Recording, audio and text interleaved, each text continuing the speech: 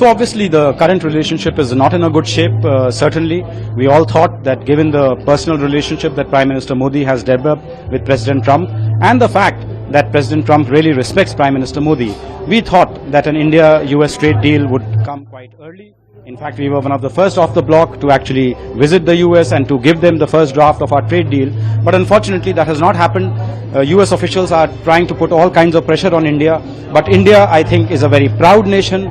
India is a country which has always followed the principle of strategic autonomy. We will not be dictated by anyone. Yes, I think the time is still there for the two sides to find a mutually acceptable solution where they accept India's certain red lines which cannot be crossed, and at the same time we are happy to give market access to US products which do not directly impinge upon the livelihoods of Indian farmers, Indian dairy workers and Indian small scale industries. So if I think a meeting ground can be found between these two positions, we still, a trade deal is still possible, but certainly these current comments coming from the Trump administration are not helping the cause. Quite right. You know, China is a bigger buyer. Europe buys gas.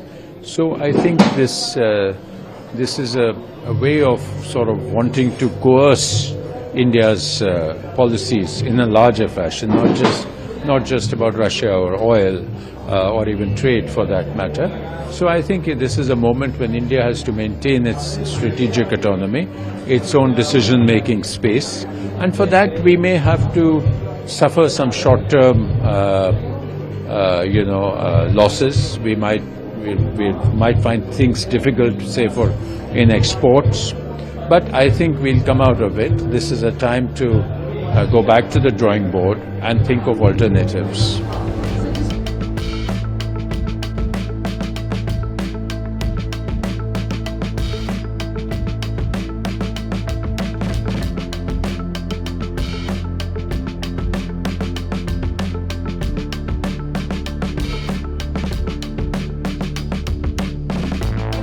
Let's talk about India. I would refer you to the piece I did in the Financial Times that appeared on Monday. And the Indian situation is very interesting. A lot of people don't know this, but prior to Russia's invasion of Ukraine in February of 22, India bought virtually no Russian oil.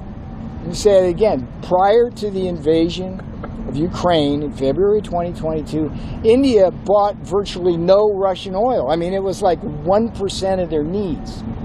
So the argument somehow now, as the percentage has gone up to like 30 and 35%, that somehow they need Russian oil to cool their homes or cook or drive their cars is nonsense. And what I do in the Financial Times article is I illustrate how Russian refiners have gotten in bed with Italian refiners in a game in which they get cheap Russian crude, follow me here, they get crude at a discount, and then they make refined products which they sell at premium prices into Europe, Africa, and Asia. It's strictly profiteering by the Indian refining industry, big oil. Now think about India when you think about the tariffs we're putting in place. 25% because they cheat us on trade,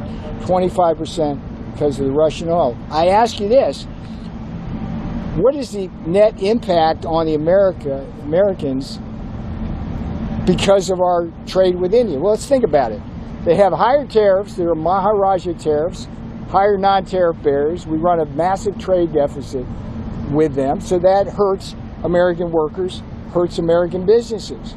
Then they use the money that they get from us when they sell us stuff to buy Russian oil, which then is processed by refiners, and they make a bunch of money there. But then the Russians use the money to build more arms and kill Ukrainians, and so American taxpayers have to provide more aid, military style, to the Ukrainians. So that's insane.